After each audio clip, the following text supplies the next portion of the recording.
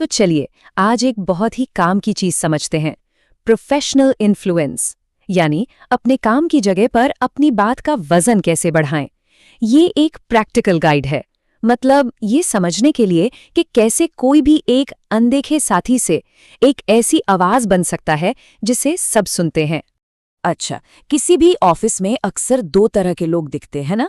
एक तरफ वो होते हैं जो हमेशा मौजूद रहते हैं, सबकी मदद के लिए तैयार, लेकिन फिर भी उनके काम को उतना महत्व नहीं मिलता, उसे फॉर ग्रांटेड ले लिया जाता है। और दूसरी तरफ वो लोग होते हैं जो बिना ज्यादा मेहनत दिखाए भी सम्मान पाते हैं, उनके आइडियाज को ध्यान से सुना जाता है और उनके काम के नतीजे भी आसानी से दिखते हैं। तो सवाल ये उठता है कि इन दोनों में असली फर्क क्या है? क्या ये बस किस्मत की बात है?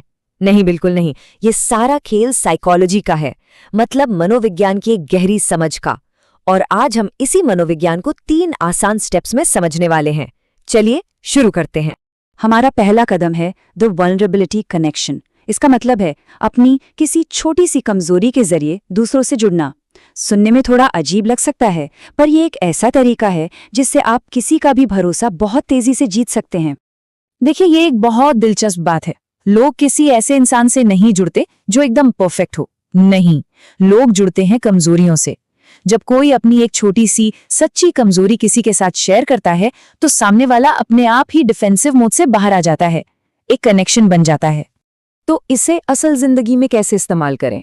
मान लीजिए ऑफिस में कोई सहकर्मी है जिसके साथ रिश्ते बेहतर बनाने हैं। बस उनके पास जाकर कहिए, यार एक बात बताऊं, जब भी मुझे प्रेजेंटेशन देनी होती है ना, मेरे तो हाथ पैर कांपने लगते हैं।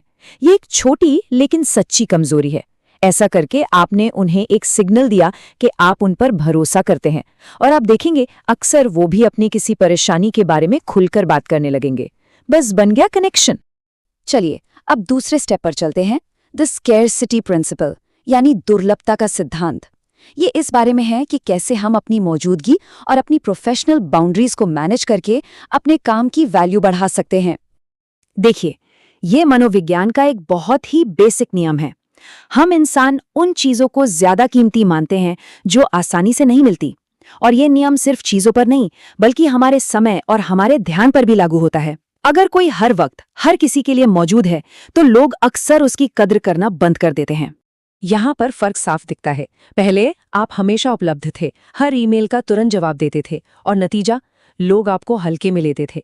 बाद में आपने थोड़ा स्मार्टली काम किया, अपने जरूरी काम के लिए फोकस टाइम निकाला, कुछ देर के लिए अनुपलब्ध रहे और जवाब सोच समझ कर दिए। बस इतने से ही लोगों का नजरिया बदल जाता है। यहाँ एक बात साफ कर दूं, इसका मकसद कोई माइंड गेम खेलना नहीं है, बिल्कुल नहीं। इसका असली मकसद है अपनी प्रोफेशनल बाउंड्रीज बनाना और अपने सबसे जरूरी काम के लिए अपना फोकस बचाकर रखना। ये एक तरह से सेल्फ रिस्पेक्ट और टाइम मैनेजमेंट का तरीका है। और अब हम आते हैं अपने तीसरे और आखिरी स्टेप पर, द एक्सपर्ट अप्रोच। इसमें हम ये सीखेंगे कि किसी से मदद या कोई काम इस तरह कैसे मांगा जाए कि वो खुशी खुशी करने के लिए तैयार हो जाए। आमतौर पर जब हमें मदद चाहिए होती है तो हम क्या कहते हैं? कुछ ऐसा ही, क्या आप प्लीज मेरे लिए ये कर देंगे, ये बहुत जरूरी है और मुझे आपकी मदद चाहिए। इस तरह की रिक्वेस्ट ना सामने वाले को एक बोझ जैसी लगती है, और अक्सर लोग इससे बचने की कोशिश करते हैं।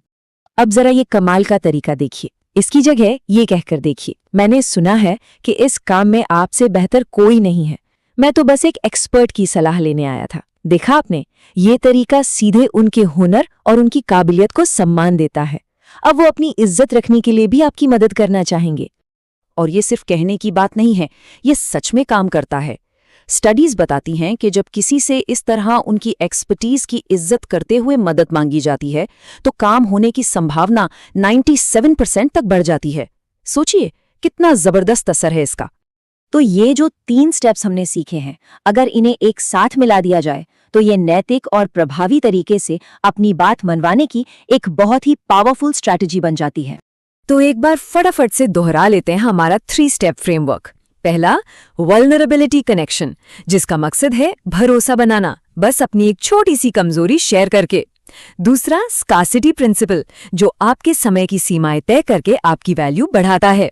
और तीसरा, एक्सपर्ट अप्रोच, जो दूसरों के हुनर का सम्मान करके उनका सहयोग हासिल करता है। और अब जाते जाते एक सवाल मैं आपके लिए छोड़ जाता हूं। सोचिए, कम्युनिकेशन के इन टूल्स का इस्तेमाल सिर्फ अपनी पर्सनल सक्सेस के लिए ही क्यों किया जाए? क्या इनसे मजबूत और बेहतर तालमेल वाली टीमें नहीं बनाई जा सकती? ये एक ऐसा सवाल है जो हमें इन सिद्धांतों के और भी बड़े और पॉजिटिव असर के बारे में सोचने पर मजबूर करता है। हेलो दोस्तों, अगर आप यहाँ तक वीडियो देखा है आपने तो आपको कुछ ना कुछ वैल्यूएबल चीज़ मिला होगा। इसके लिए आप मुझे कमेंट में बता सकते हो कि आपको इससे क्या सीखने को मिला इस वीडियो से, और साथ में मुझे ये भी बताना कमेंट में कि अगला जो है कि वीडियो आपको किस टॉपिक पे चाहिए, और वीडियो को लाइक करके जाना। Thank you.